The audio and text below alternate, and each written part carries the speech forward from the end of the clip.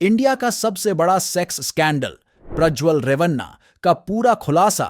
जब भारत में कुछ बड़े सेक्स स्कैंडल की बात होती है तो अजमेर सेक्स स्कैंडल का नाम सबसे ऊपर आता है, जिसने पूरे देश को हिला कर रख दिया था। पर देश की जनता और राजनीति को शर्मसार करने वाले नए स्कैंडल का खुलासा होने से अंदाजा लगाया जा रहा है कि इस स्कैंडल की गहराई अजमेर स्कैंडल से भी गहरी है। सबसे चौंकाने वाली बात यह है, इसमें जिन लोगों का नाम आ रहा है उनके ऊपर राजनेताओं का हाथ नहीं, बल्कि वो खुद कर्नाटक की सक्रिय राजनीति का हिस्सा है।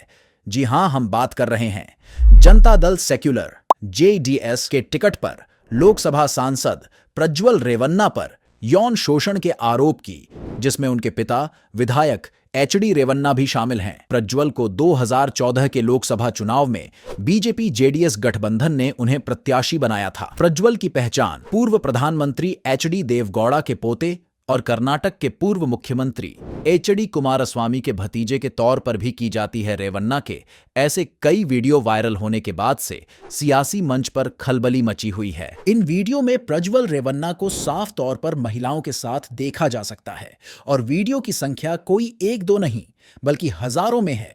इससे अनुमान लगाया जा सकता है कि जब इस मामले की जांच होगी तो कितने लोगों के नाम सामने आएंगे। चलिए इसके पीछे की कहानी को थोड़ी आसान भाषा में समझते हैं। 26 अप्रैल को दूसरे चरण की वोटिंग हुई थी। इसके 3 दिन पहले इंडियन एक्सप्रेस की खबर के हिसाब से हासन लोकसभा क्षेत्र में तकरीबन 2000 पेनड्राइव बांटी गई थी। इन पेनड्राइव को बस अड्डों पर खड़ी बसों की सीटों और पार्कों में रखा गया था, जिनमें लगभग 2000 फोटो और वीडियो थे। इसके थोड़े ही समय बाद फोटो और वीडियोस को व्हाट्सएप पर शेयर किया जाने लगा। जानकारी के अनुसार पीड़ितों में सरकारी कर्मचारी, हाउस हेल्पर, पार्टी वर्कर्स और असंगठित क्षेत्र से जुड़ी महिलाएं भी शामिल हैं। समाज के हर वर्ग की महिलाओं का शोषण इसमें सामने आया है। इससे यह अनुमान लगाया जा सकता है कि आंकड़े कुछ भी कहे, पर महिला सुरक्षा हमारे देश में आंकड़े से भी बुरी स्थिति में है। HD रेवन्ना और प्रज्वल के खिलाफ 47 साल की एक महिला ने FIR दर्ज करवाई,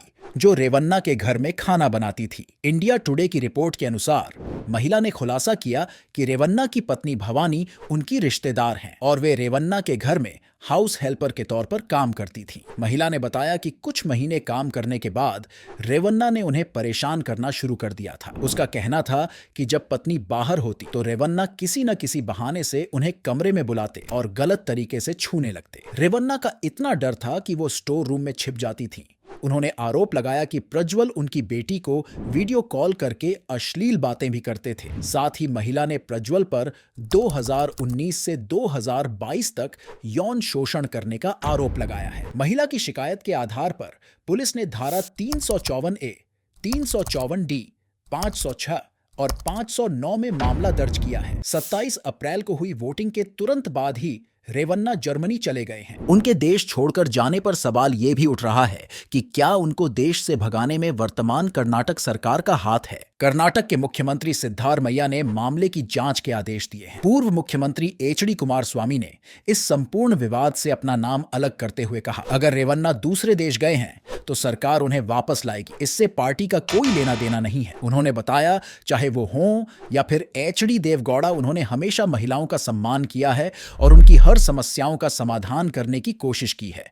उन्होंने कहा कि ये उनके लिए चिंता का विषय नहीं है, जांच शुरू हो गई है। SIT टीम प्रज्वल रेवन्ना को विदेश से वापस लाएगी। इतने गंभीर विषय पर हमारे देश की राजनीति का गंदा खेल शुरू न हो, ऐसा तो हो ही नहीं सकता। तो यहां भी वही हुआ, अलग अलग पार्टी के नेताओं की प्रतिक्रिया आना शुरू हो गई हैं। कांग्रेस नेता प्रियंका गांधी वाड्रा ने इस मामले पर क्या प्रतिक्रिया दी है, आइए जानते हैं। उन्होंने कहा, जब वो अपनी बेटी से मिलने विदेश गई थी तो प्रधानमंत्री नरेंद्र मोदी ने उनके विदेश जाने पर टिप्पणी की थी और कहा, मोदी जी को मेरे विदेश जाने का पता होता है, लेकिन जब कोई अपराधी देश छोड़कर चला जाता है तो उन्हें कुछ पता नहीं चलता। उन्होंने ये भी कहा कि वह उनसे यह पूछना चाहती है कि आज कर्नाटक में एक बहुत बड़ी बात निकली है। बोली, जिनके साथ वो मंच पर खड़े थे, जिनके लिए उन्होंने वोट मांगा, उस इंसान ने हजारों महिलाओं के साथ दुष्कर्म किया और वो जानना चाहती है कि मोदी जी और हमारे गृहमंत्री इसके बारे में क्या कहते हैं। उनके इस बयान ने केंद्र की बीजेपी सरकार को कटघरे में खड़ा किया। पर सवाल राज्य की कांग्रेस सरकार पर भी है